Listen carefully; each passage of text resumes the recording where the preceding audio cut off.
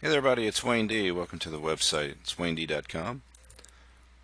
And today we're going to look at the swing of young Justin Baker.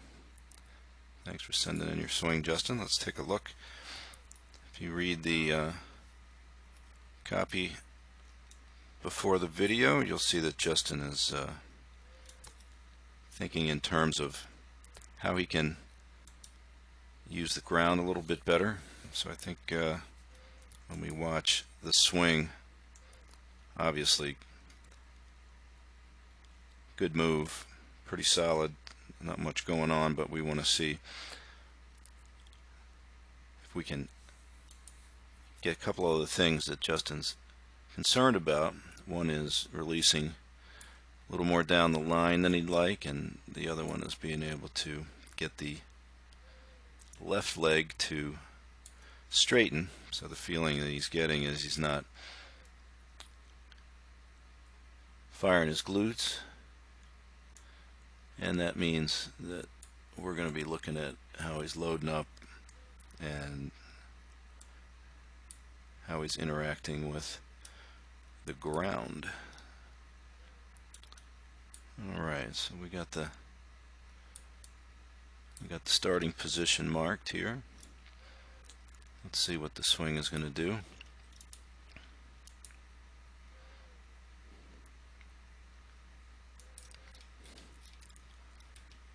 Alright, so a couple things to look at. When we look at the takeaway, we're going to see a fairly early set of the hands. So what we're usually looking at there is how far does the grip get past that right thigh, and that'll give you an idea of the stretch or the width, extension, whatever you want to call it, in the takeaway. And then as we get up to P3, we're interested in the amount of wrist cock going on and where the right arm is. So here it looks like the right arm stayed pretty close to the body, and at left arm parallel we got quite a bit of wrist cock already up here.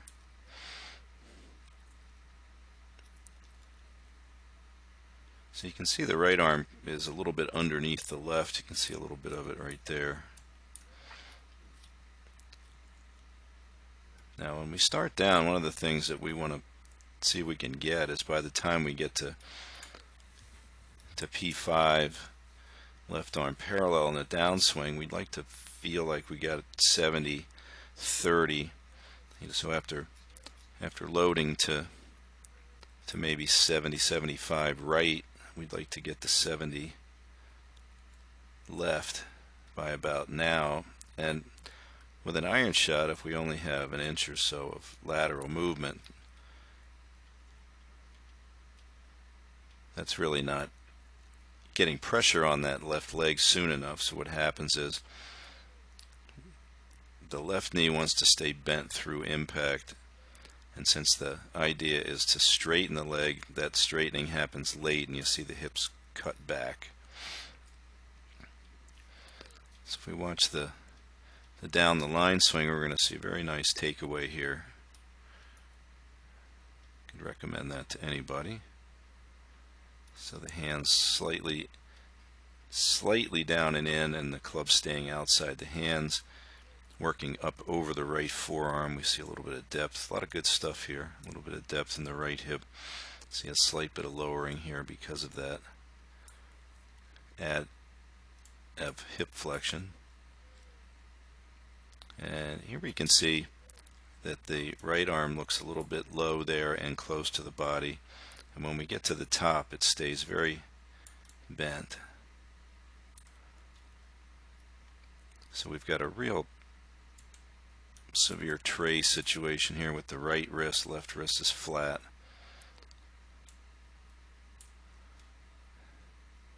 This makes the swing look a little bit on the flat side.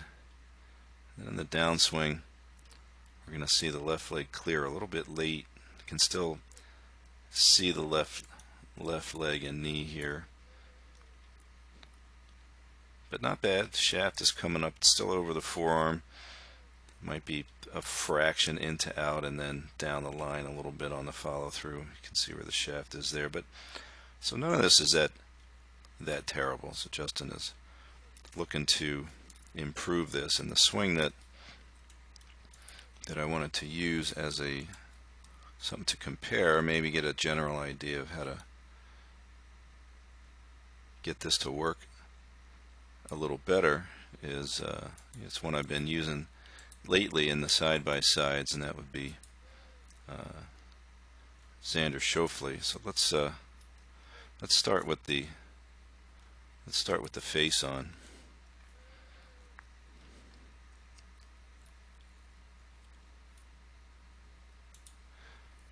With the iron shot here,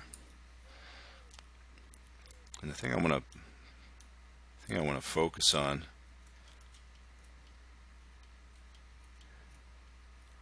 is the width.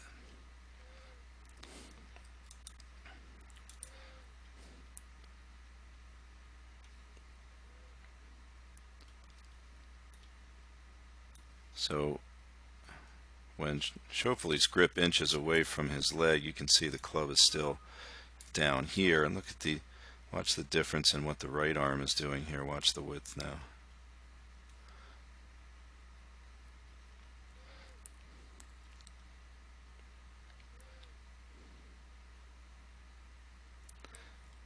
Now, I don't think you have to have the club more out.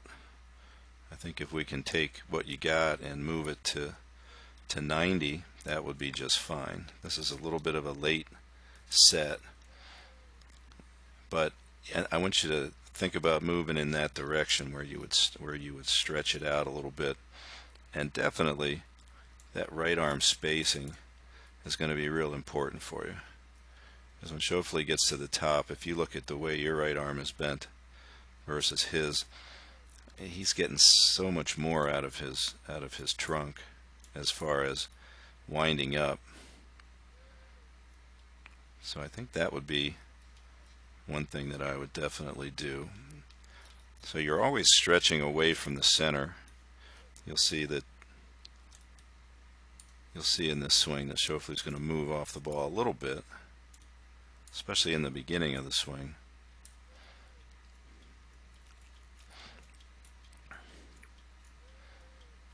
But once he does that, he pretty much stabilizes there. So he's loaded a little bit over there. And then the next thing that's a huge key here, going to be a huge key for you, is that once you get that feeling of stretch, you'd really like to get the lower body to drive more pressure to the left by the time the left arm gets to parallel. So here we are at left arm parallel, and look where his hips have gone. So remember what we saw before as far as your hip movement by the time you get down here. So you can see way less. So that would be once you stretch that thing back and you feel the load and that stretch build up in your left side, what you're going to try to do is make a much more aggressive lateral shift. Now remember, we always talk about that lateral shifting is always involved immediately with rotation, so you can't just shift sideways. So the ground force is to shift laterally is to push against the ground back to drive you forward, and the movement to rotate is always to twist against the ground. This thing never likes to, there you go, to get the hips to rotate. So you want to think in terms of shift and rotate. So it's a shift and turn at the same time. Right here we have a lot more shift. Now once that pressure gets over the left leg, which you don't have enough, watch how he can use the left leg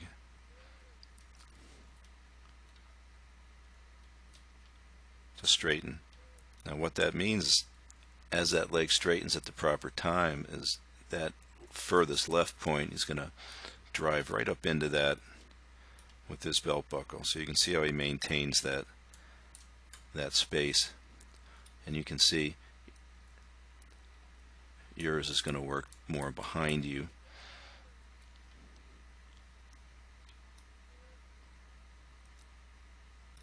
Alright, so that's the first half of that. So if we go to the, let's go to the down the line view,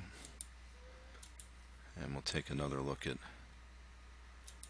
Schauffele's swing. So here I'm going to suggest that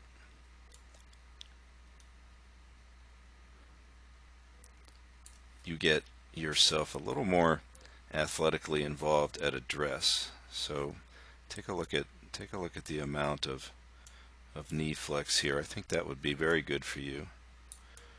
Would be to get down in there a little bit more,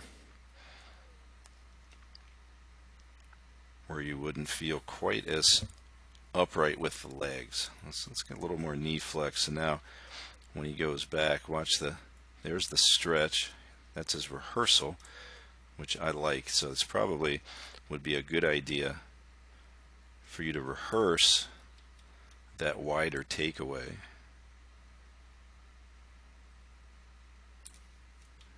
Like he just did. To there, and then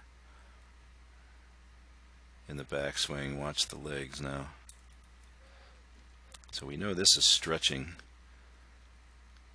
Now look at that retention of right leg flex there. So he is really, you can just tell, he's definitely loading into the ground, and now he's really going to use it. So you'll see a more immediate lowering in the forward swing.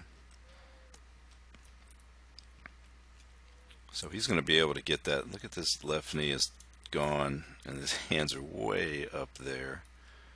So he's not only got more lateral movement, he's got way more rotation, and that's what we're looking for.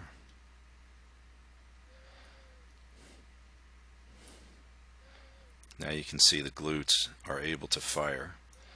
So by getting into that athletic posture, you would be bent over a little bit more, and then we would increase the angle between the shoulder and the waist. On the way down, you would be more pressured on the left, and then you could work that left leg.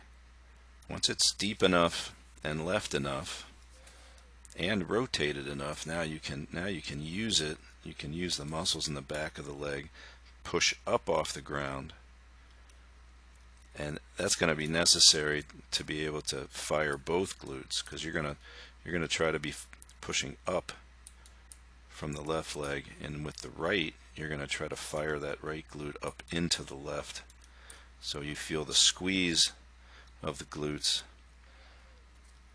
and that will elevate the pelvis into impact.